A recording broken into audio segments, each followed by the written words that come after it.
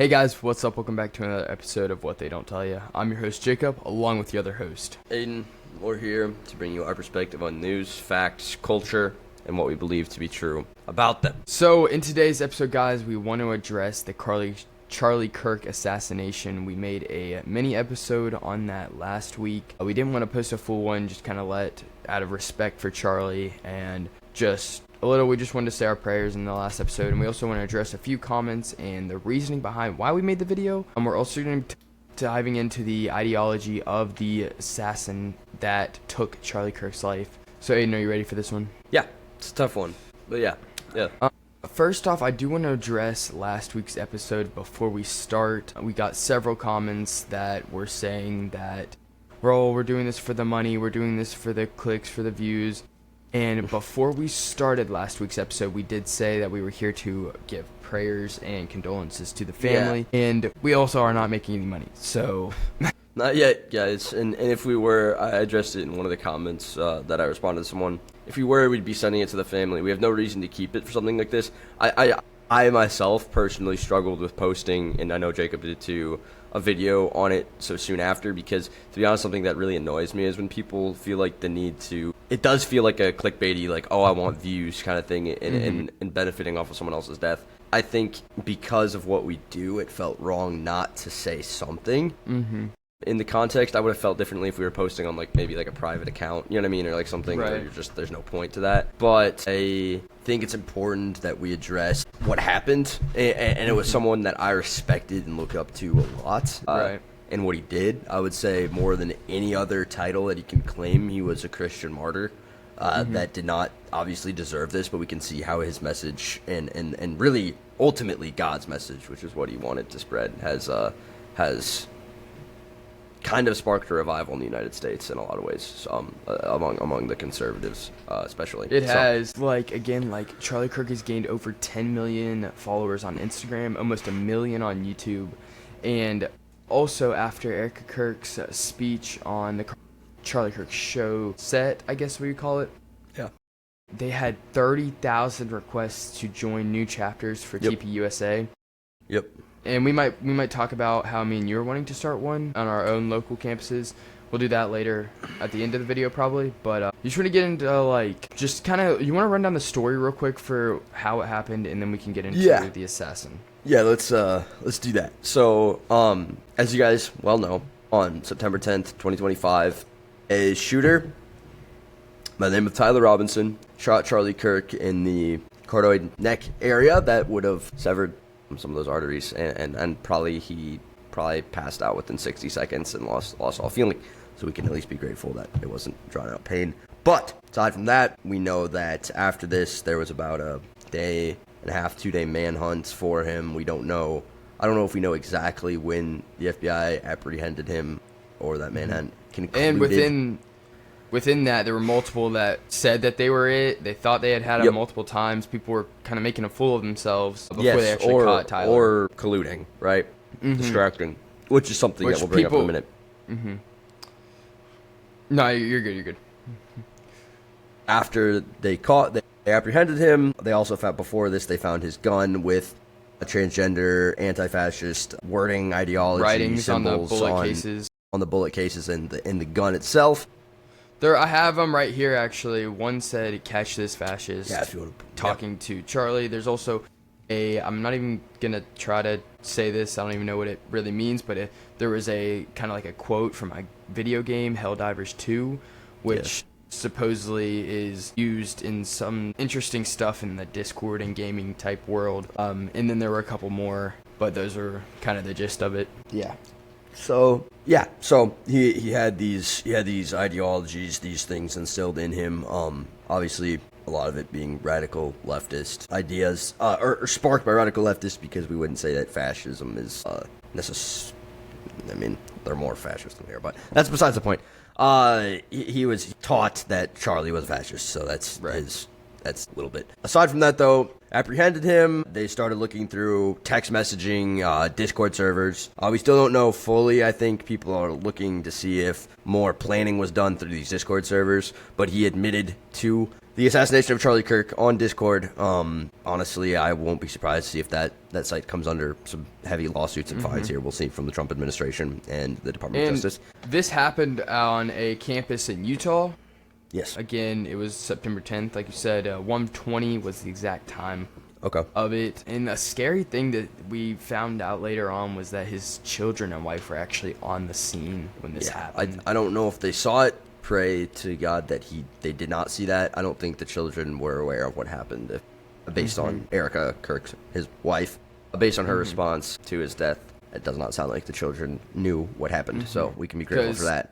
She was saying she addressed what happened, I believe it was 2 days ago on his channel, saying that what she had told her 3-year-old daughter was that he was on a work trip with Jesus, which really is what it's been doing, because that's what he's been spreading. He's been spreading good news. He's been spreading to the truth, and I don't think they knew it was happening, but there was clearly something was up, and so it was pretty sad to see that they killed. And I want to play a video real quick from Tom McDonald. He is a right-wing artist, not necessarily always clean, but he does promote some good stuff. So I'm gonna play a little clip, and then I'll talk about it.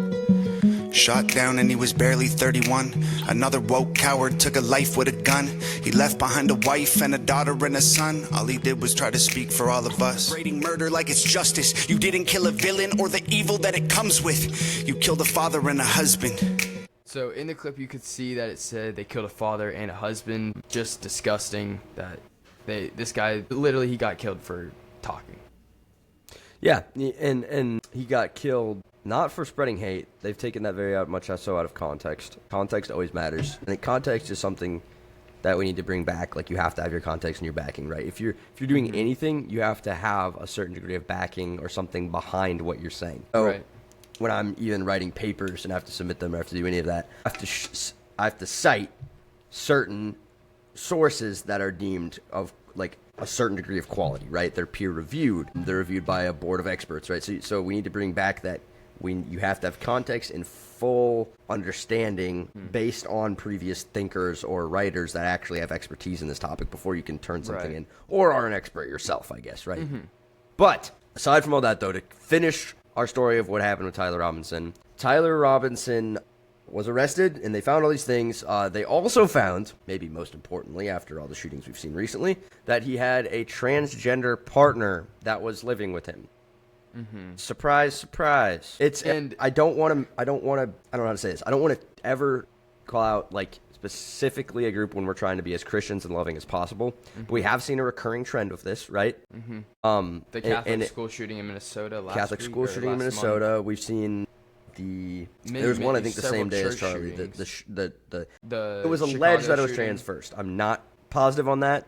Okay. There was one the same day. There's a school shooting the same day as Charlie. There was some news headlines that had that. That might have been Chicago. But I know there's. I will leave that. It's just a little bit of a trend we've seen. I'm not saying that every single one is. There's a lot of people on all sides that this can happen to. But what I will say is the conservative side. When Charlie died, the conservative side has prayer vigils. They have revivals, and they are promoting a peaceful agenda. When George Floyd died, Twin Cities burned to the ground in Minneapolis, in St. Paul. And our governor didn't do anything about that. So I want to show, it's a struggle. As a Christian, I really want to show that peaceful side. I also want to show that we are opposing groups at this point in time. We can't exist with this ideology of hatred with no context that exists on the left-wing side of the country. Exactly. And we can't, like in the song that Tom McDonald wrote, he used some really good lines, and I'm going to steal one from him, that he's saying, like, you can't just kill us when you don't agree with us, because we're never going to get closer, right? No. We're, the right has always stayed still. They've tried to become closer and closer, trying to compromise, and the left's just going further and further out. And, again, you can't compromise when it comes to things like biblical truth. right? Because there's no compromise. There is only one truth to that. But there are things that we can try to come to people that need help, right? And we can try and be a support, be nice, be whatever. And you can't just, like, you have to find some middle ground, because they don't want us to be right or wrong. They just want to be mad at somebody, right? They need an agenda. Exactly. And they're killing us they're saying they're killing them because of hate speech. No, it's because of speech that they hated. And that's a big thing that I think we need to take a look at. Yeah, I think that's a big reason why, obviously. I also think that places like MSNBC and, we see it with Pelosi and the left-wing side in general, they promote one thing, and it's that, and we've seen it, that, like, Trump is Hitler, or they promote this idea, and what happens, and the only reason that people are typically capable of killing another person is if you dehumanize that person. Obviously, mental illnesses play a role, all those things play a role in going and shoot someone. But oftentimes, it is because you can dehumanize the other side, right? As Americans, there was a level of dehumanization of the Nazis that we were fighting in World War II. Obviously, that was very evil, right? That side that was very corrupt. We were at war, right? There was some justification there for that. But primarily, both sides dehumanized the other side so that there was justification for killing them. And that's what they've done to us. Exactly. I agree with that. And there's the thing that it's like, you're saying the other side, right? There shouldn't be, and I get, like, there is some issues that, like, okay, there can be two parties that fight for specific issues within the same country, but we are the same country. We're all Americans, and I think, like, we're eating ourselves from the inside out. So, like, when something like a war happens, what's gonna, like, we can't even figure out our inside stuff, not let alone outside stuff. I agree, and I wish we could be united. I do. I will always wish that, because I'm an American. I believe in a certain set of values that have been instilled in me, Christian values that have been instilled in me. But I don't believe, with the current progress of the left, that we can be united with that side in this country anymore the way that we have been. We saw what Charlie did. What Charlie always promoted was we need to talk and have common ground and have that dialogue. Otherwise, bad things happen. Violence happens, right? That's what he specifically has stated. And multiple of his prove me wrongs. And they killed him. Right. And he was literally... I can't be united with that side in the same way. I don't think that they should be within that polite society. I'm advocating for a peaceful, like, remove them from the workforce. I'm advocating for anyone who's going to say F Charlie Kirk or Charlie, all those things. I'm for that. I'm for that firing. I am absolutely for getting rid of the ideology and the values that have caused this to happen, because what they've done is they've taken their set of values and tried to replace them with the old set of values, right? And so when you do that, you have, people are very, very, very confused because there's no backing or truthful backing to these issues, which often means a lack of education. And we can get into the school it promotes this hate, right? And we will talk, we are going to do a full episode. And we hope to do this, and we hope this to be very comprehensive. I want you guys to stick around for this. This is a big deal to me, actually. Maybe the biggest deal, like, as far as everything we've done. But we are going to be doing a lot of reading. I'm reading several books, trying to gain the full comprehension of this. But we're going to try to break down the philosophy and the ideology that led to the American left. And just how, and that can implement some socialism, some of the fascism that we've seen in the past, right? But we're going to be doing a fully comprehensive breakdown of the fall, how the fall of America happened from, we're not falling, we're doing a lot of good as a country too, but the fall of the ideology of America and the value system of America, we are going to where down, it is today. Is a fact. Yeah, we've gone downhill in our mental state and what we believe, right? And the replacement of values. And so if I can encourage you guys, some of the books I'm going to be taking from this is especially one by C.S. Lewis, which is The Abolition of Man. Honestly, always love C.S. Lewis. Does an excellent job with breaking down the Christian and just base values that we have. But Abolition of Man is excellent. I'm going to be using that extensively to explain some of these reasoning along with a lot of the other old thinkers and philosophers. But I've always thought that was very interesting for the time we have today. But that's going to be a separate episode. I want you guys to watch that. I want you guys to understand that, because that education piece, it kind of eliminates that fear, right? The truth sets you free. And so we need to have a grasp and an understanding of what Charlie Kirk believed, what Jesus originally set in place, and why we see the violence we see today and the ideologies we see today that can't be true. So And I want you again, guys to look for that. Yeah, I'll list a book, like the set of books that we're both going to try and read and put out to you guys, so we all have a background before we get into our deeper episode. But I do want to say, like, Charlie was literally, like, the moment he was getting shot was speaking on a verse on the Bible, telling, like, giving truth from his background of his argument, right? And it really, what it is, it's a spiritual battle.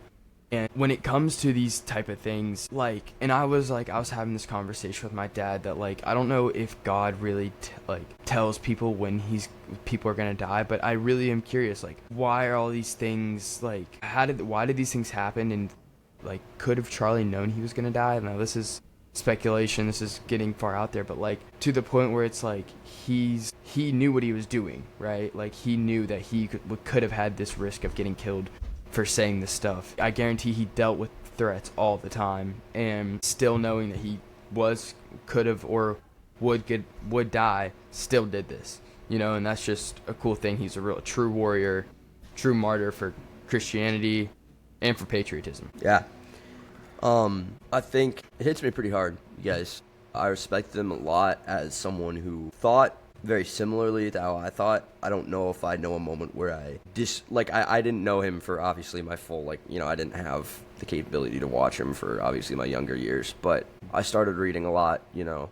I've always enjoyed reading, but probably around 9 years old is when I started reading, you know, maybe some more educational things, and my mom's obviously always taught me very historically backed information, but I started taking that kind of into my own hands. And I started, like, listening and hearing all these things as I got older. And then when I finally kind of, you know, first saw Charlie in his debates, it kind of gave me a lot of, like, hope for what I could do and what could be accomplished through rhetoric and logic and thinking that promoted value, right? And how that could be, how he really saw that dream come to fruition, right? Like, he had this vision, and he used those skills and those gifts that God gave him to accomplish that. And it kind of gave me that encouragement, because I don't want to be like, oh, I feel like I'm the same person or anything like that. But it was something where I had started to think and actually reason on these things, and I was developing some critical thinking skills. And then to see that kind of embodied in someone that was a lot older than me, you know, that somewhat older than me, but that also was able to put that in use and show what could really happen if you really just if you really educated yourself well, right? And took your education into your own hands. Charlie didn't even go to college. Like, he showed that in fact, he's against it. He is. He's always stated that he thinks college is a scam, and he's showing that it's like, if you really put the time in, you really actually want to learn and want to develop those skills and how it can help other people. Exactly, and try to help people, try to teach people in a loving way. Yep. That you can do anything. Yeah. So it was good for me to see when I was already kind of progressing down that mode of thought, like starting to, you know, read even those things that promoted the capitalist freedom, promoted that critical thinking, promoted the American and Christian values through history, and the, you know, from Friedman's economics to Jesus's obvious clear divinity, and then to the American Revolution and the thinking implemented by the Constitution and the Federalist Papers and all those things. So to see all of that and see how he took that and was able to really show people value and bring value back and virtue back, right? Exactly. It was really encouraging to see, and I want to see more of that. And it's really a shame to see that this was taken away so soon. I don't know how, because there's always a plan, right? And I don't know how God's going to use this, but you can clearly see 10 million followers on Instagram has been gained since the assassination. That's 10 million people that are hearing this message, hearing the truth, and it's pretty cool to see. I don't know what that's all, and if that is all, 10 million people for one, like, I think Charlie would be willing, like, he would say that would be worth it, you know? Like, I don't know if Charlie realized the impact. I don't know if any of us realized the full impact. I expected a lot in America. I expected a lot of people to at least recognize. Even then, I think it's extraordinary how many, even to that extent. But I think, in general, the world, you guys, it's worldwide. I didn't know. I did not know. I don't know if he knew. But it's super cool to see him get that recognition when he lived his life the way he did. I think, to finalize some things, before we move on Move to into our next restate, topic. because I think we'll kind of move in. Not on our next topic, but we're gonna Restate debunk some things Tyler Robinson's in a minute. Yeah. Yeah, but we're gonna restate Tyler Robinson stuff, just so you guys get a clear, full definition of how this has progressed so far. Shot and killed Charlie Kirk. Found gun. They found the gun. He was arrested. Declared guiltiness on Discord. Was discovered. Lives with transgender partner. Parents are actually very conservative, and they were the ones that turned him in. They said after he spent a semester in college, he became very left-wing and radicalized. And so they at least recognized that aspect. Obviously, no parent probably thinks that's going to happen to their kid, so Right. I'm not going to blame them for anything, obviously. But warning signs, right? Then you have to see how even the investigations that have happened by the FBI. If you guys do not know, the FBI is investigating left-wing groups inside of the campus area where Charlie was speaking. And I think as a general whole right now, because and I believe many people are dwelling under the assumption that he was not working alone necessarily, and that's why they're trying to dig up text messaging and Discord chats to understand who he may have been colluding with or working with. As of now, we don't have files released onto the actual, and whether or not that's verified is not certain as of this moment from what we can tell. Lastly, as of this morning at a Senate hearing, it was revealed that a project called, I believe it is, let me see here. Can we just cut this? I'm just going to cut Yeah. myself for a second, actually. I did. As of this morning, Project Arctic Frost was revealed to have illegally investigated the FBI. This is the FBI under Biden. Was revealed to have illegally investigated TPUSA. So a lot of things coming out through all these investigations. Obviously, with how they did that and the full context behind that, you guys can see for yourselves. We're not going to deep dive into that today. This is more remembering Charlie, acknowledging what he did, and talking about the gunman and what happened. So, guys, we might cover Arctic Frost in the future, but you guys at least should know that there was some illegal dealings and how they dealt with private organizations like TPUSA. So, that aside, do we want to move into our kind of next debunking of... Before we go into that, Yeah. I want to say real quick. So I want you guys, I will link several of these down in the comments below, including Washington, D.C.'s prayer vigil for Charlie Kirk on Charlie Kirk's YouTube channel, as well as Vice President J.D. Vance hosted the Charlie Kirk show last night, talking about some really cool stuff. RFK Jr., Tucker Carlson, J.D. Vance, people like that talked in these two videos, and it's really cool to see the friendships and the stories and the love for Charlie that they have displayed for this patriot. And it's just cool to see all the prayer vigils, because there's one in my local city, and I guarantee there's probably ones for Aiden too, but you would never think that there would be one in a little city for, you know what I mean? I think that's all I wanted to say. But before we get into debunking Tyler Robinson, a quick word from our sponsor. So, alright guys, quick interruption for a sponsor for today's video, C4.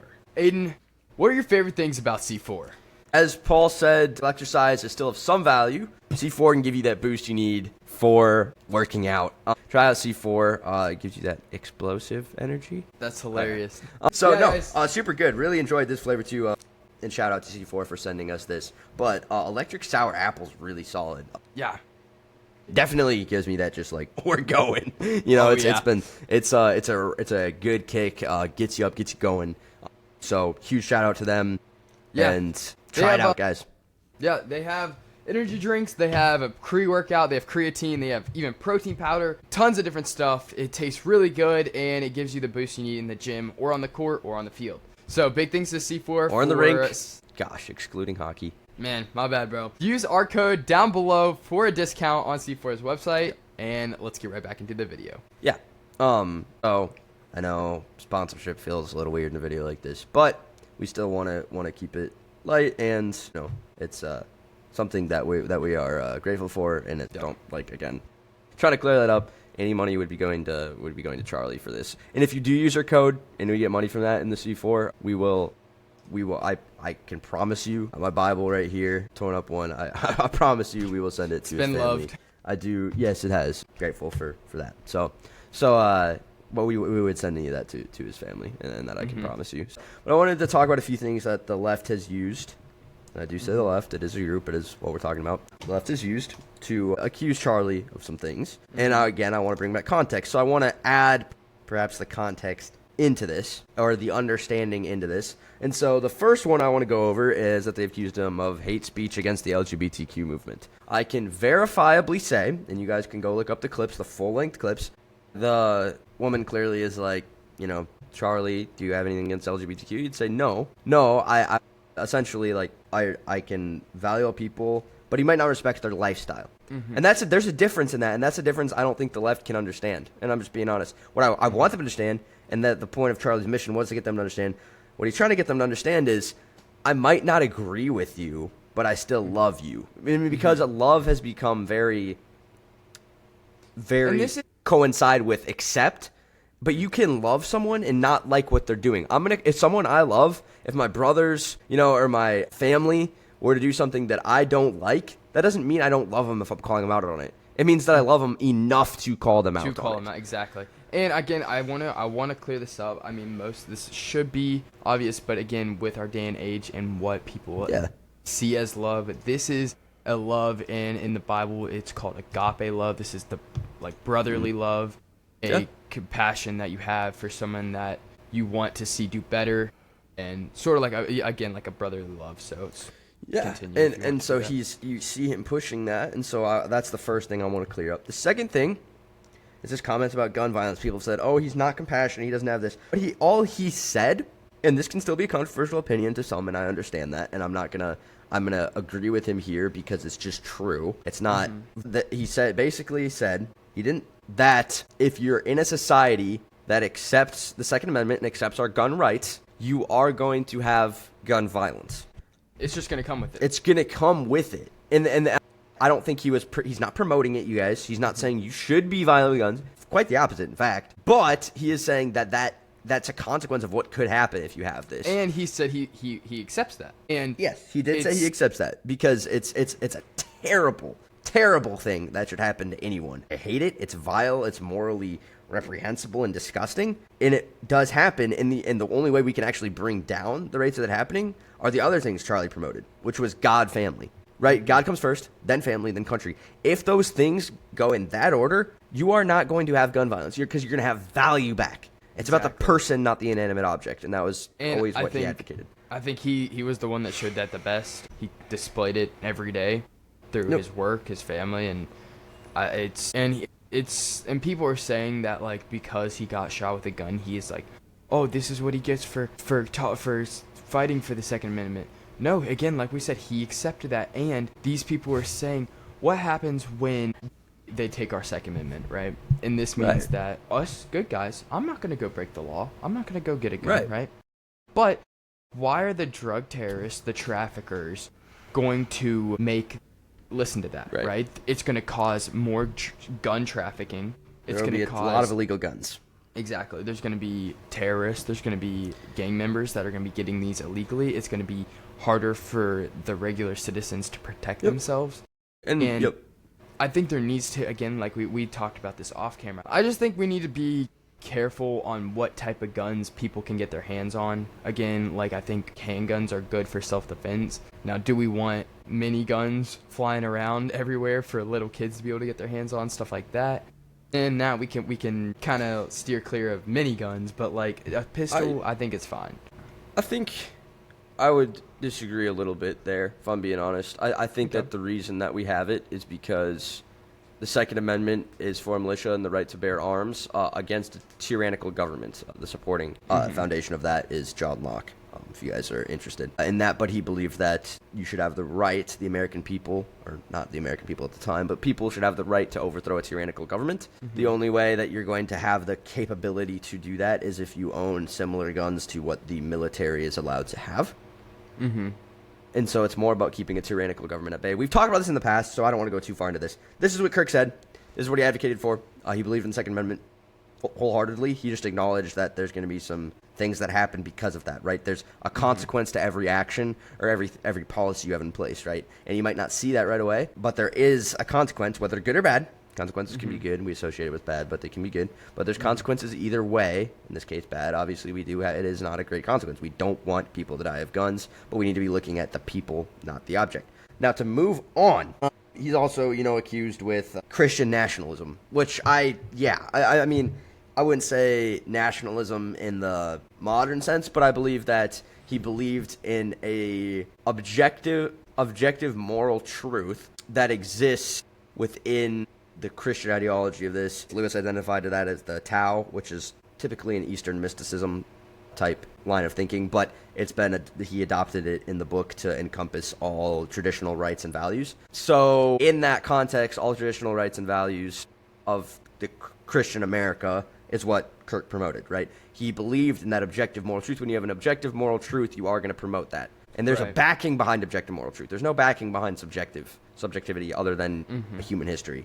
And so as opposed to advocating for human history and subjective truths, he advocated for objective truths, which is acceptable and, I would argue, better. So he did argue for a type of Christian unity and nationalism within the country. Nationalism, there's some discrepancies in how the word's used, so we'll let that lie as is. But then to move on to one other thing, his questioning of and potential hatred of medical industry, college. And we obviously know he was not a big fan of college. He does not believe in affirmative action. He's been called racist, obviously, because of some things. There's a lot of things that can be accused within the racist thing. That's a really big can of worms to open, and I never want to come across as uncaring in any way by any means, right? Like I'm not that person. I respect people based on the merit of their values, but that's all Kirk cared about. He cared about merit and the quality of your character. That's no different than what Martin Luther King Jr., those people were advocating for. And so all he is saying is he wants merit and value, and that's why DEI and affirmative action doesn't work, because, look, yeah, it's true. If you're a black person, you have better character and more merit, you should be getting in absolutely every single time. But it's the same for every other race too. So that's all he advocated for, and that's not a bad way of thinking. We want that kind of culture, but we also want a culture where education is promoted to every race regardless. So that's something that we can promote, and that'll improve our society. He's stated multiple times that he doesn't care what color you are. He doesn't care what gender, what religion, whatever. He said he wants the best person in that role. Right? Absolutely. I really don't care what you are. If you're the most qualified person, that is who should be there. And that's all he advocated for. He didn't hate anyone. Exactly. He specifically tried to show love to people that debated him, that did not have his same values, that called him racist, that called him whatever. But he tried to show them love, and he tried to show them genuine passion to teach them and the truth, right? Try to save them. And I think he used the airplane analogy. He was like, I don't want a guy that's flown a plane once in his life to fly me across the country just because the airline thinks that they should be in there. He said, I want the best guy. I don't care if he's black. I don't care if he's white. I don't care if he's pink, whatever it is. if he doesn't know how to fly, then I don't want him flying my plane. And it doesn't matter. He said that towards white things, right? He said that towards his own gender, his own religion. And I think it goes both ways. Yep. So it should be all around character and merit, guys. That's not a new concept. It's just not. So to even move on from this, we've kind of debunked that, and hopefully you guys go and look for yourselves in all the videos where you get full context. Look for full context. Look for truth. Charlie was a truth seeker. Seek truth for yourself. To move on from that, I wanted to then kind of talk about the people criticizing him after he died and then saying things like he deserved it or any of those things. I want to, first of all, obviously, I don't care what side you're on. You do not, in any sense, support the murder or ending of life of another human being, regardless of who they are, but especially one that actually did not advocate for anything wrong. But it shouldn't matter. It's a human life. And you've heard us say it in the past. Do you remember Joe Biden when he got cancer? Where were you going, oh, I'm so glad he's going to die? Like, no. What the heck is wrong with you? We were passionate for his family. I'm sorry that he has to deal with this. That. It's a terrible thing. You don't want to see that. And so we're not going to be like that. We have literal evidence of us saying, pray for his family, be compassionate. But this side, this leftist agenda, goes after this like goes after this person. Yes, father, husbands, Christian, all these good things, but a person. Exactly. Someone with intrinsic value as a human being. And I think it really is a mental illness that, like, if you're not, like, your own, like, you're a human, a fellow human. Why are you trying to, like, you don't have any compassion for a fellow human, a fellow person? Like, I don't care how much you disagree with them. And we heard the day of MSNBC, a couple of their members were saying that this was Charlie Kirk's fault for what he speaks about, what he said, and those people were actually fired from MSNBC, which is surprising. But I'm glad that good to see initiative. It is. I'm glad that it's good to see. I'm not, exactly. Guys. I don't care what if you agree or disagree with me on this. Report these people and get them fired. It's this kind of conduct, this advocating for hate, the things that they accuse the left. Sorry, I should state the clear sides. Never say they. It's not usually super productive. That could be used against you. Note to all you guys. Left and the conservative side. There's radicals on our side too, but you haven't seen a shooting of a whatever political proponent or however you want to do that. The same side, the left, that accuses us, the conservative side, the conservative, hopefully Christian side, of hate, then goes on to say Charlie Kirk deserved it?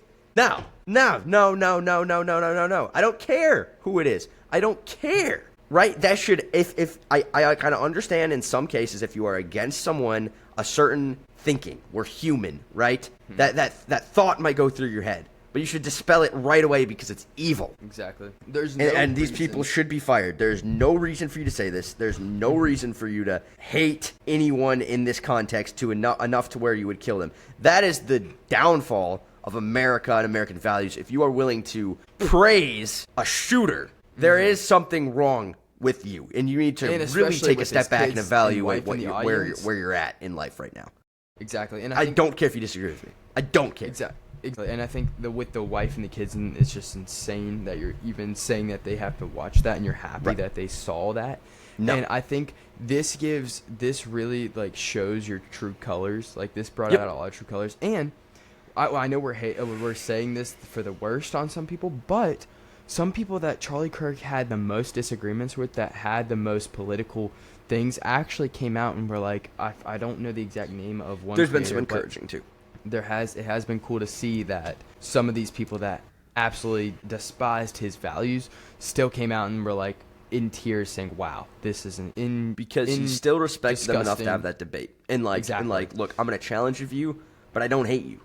Exactly. And that's something that's so inconceptual to them because of what they've been indoctrinated with. Exactly. There should be charges against the people that advocate that push this agenda. And this comes back to the education system sending, and again, like Tyler Robinson, was his whole family voted, they registered Republican, and he just all of a sudden he went to Utah State University, or Utah University, I believe. Utah State University, and he dropped out after a semester. But even a semester is enough to change somebody's thinking, with professors every day pounding their agenda into you. Exactly. If you're not grounded, if you're not staying true to what you believe, if you're not actually trying to learn more, and I think Charlie said this he says, try and learn something new every day. And I think that's something to stand by. And if you're not trying to find something new every day, whenever these professors are going to shove this down your throat every day, this, my agenda, take my agenda, and you're eventually going to be like, maybe I'm going crazy. Maybe this stuff that I've always been taught in church and growing up is maybe not true. Maybe it's fake. Maybe I do get to do what I want to do. Maybe go sleep around, whatever, drink whatever I want or whatever. And I think that that's a big problem in the education system and just in general the world. Yep. So to finalize what we're saying, pray for Charlie. Well, Charlie Kirk's family. He's happier than we are right now, guys. He is happier than we are. He's not probably too stressed about anything. He sees the big plan now. So but pray for his family. That's not easy to go through. I genuinely hope his wife has slept now, because I can't imagine what burns into your brain when you're trying to sleep and then when you're trying to rest. So pray for rest for her, because That's not easy. Pray for.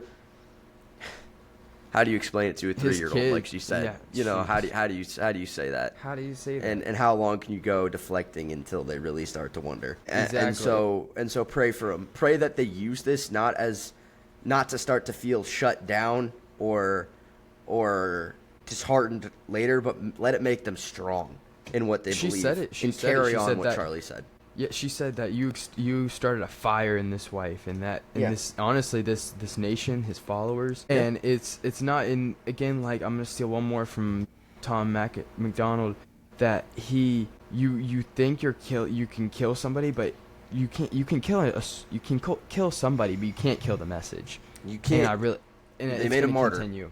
They made a martyr. That's a symbol. That way, when people start to, we should always have that. We should have always had that passion behind us. But sometimes it took that shock, and maybe that's what God's using this for. And to push like, hey, and it's the same way. And I think me and my dad have talked about this, but it's the Stephen. Stephen was the same way, right? He's like, he called him out, said you're stiff-necked people that won't listen, and they stoned him for it. And when they stoned him for it, he said, God, essentially, like, forgive these people and take my spirit. He kind of mimicked what Jesus said, probably intentionally so on the cross. Forgive them right? for they so don't it all, know what they've done. But what I do want to remember, I want everyone to remember, because this is what Charlie wanted to be remembered for, was his faith. And so regardless of if it's Charlie, let all of this point back to, because I respect Charlie a lot, but more than anything, and I respect him also because there's a human element, too, that he relates to, but remember Jesus. Because that's where Charlie was trying to point, that's where all this was pointing. He wouldn't want it to be on him. It's all about Jesus, who gave up the ultimate sacrifice. Charlie died and got to be at peace. Jesus died and took on the sin of the world. And he carried that, and every single time, every single sin that's ever happened in all of human history, every disgusting thing that you or I have ever done was taken on by a single man.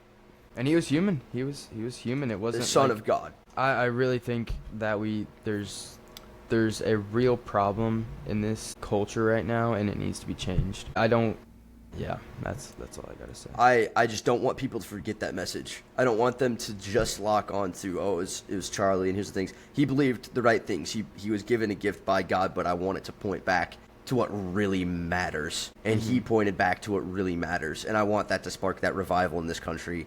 I want to change something. So whatever it is today, here's my challenge to you. Find some way to get involved and change the culture of this country, whether that's educating people, whether that's, creating opportunities for people to speak their minds, like whatever that is, this platform, right? Like do things that advocate the truth and bring back moral value to this country. Younger guys, start families. Younger girls, start families that reflect godliness, that reflect the moral principles that founded this country, that Jesus founded, right? That under that new covenant. Do those things and create a culture that you want to see your children thrive in. That should always be your goal, and that was Charlie's goal. And so I think that's what I want to end with today. Pray for everyone involved, his team, his staff, all those people, and get involved. Go start. And get involved. That's go what request. I'm asking. Request to get into a chapter. If there's one around you, go join it. If there's one that there isn't around, go try and start one. Because 30,000 requests, guys. They got 30,000 requests. I don't even know if there's 30,000 schools. There's only 23,000 high schools in the United States. If you watched J.D. Vance's thing the other day, Charlie's goal was to get to 35,000 high schools, and then someone let him know that there's only 23,000. And he's like, crap, man. Set your sights down a little bit. Yeah, there's only that many that exist. He's like, so okay, we don't have to do as much work, but yeah. So yeah, guys. Thank you guys. Overall, just pray for the people. Yeah, thanks for watching. We'll be back with another video next week. So, peace out. Peace.